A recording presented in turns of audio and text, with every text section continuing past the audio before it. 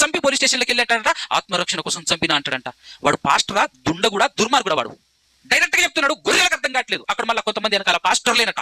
క్రైస్తవ్యానికి శత్రువులు ఎవరు చెప్పండి? ఇప్పుడు మనం అనకండి, పాస్టర్లేనండి.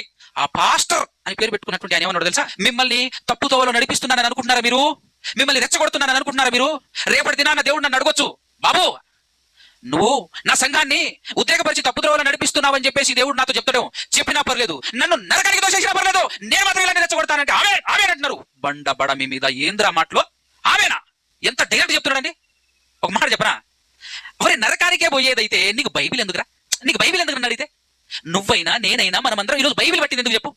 ఆ నరకం ఉంది, దాన్ని తప్పించుకొని దేవుడు నా మహాలోకానికి వెళ్ళాలని కదా. నువ్వు నరకానికే వెళ్ళేదైతే నీకు బైబిల్ ఎందుకు?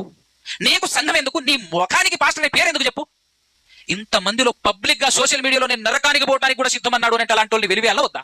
తరివేయాలా వద్దా?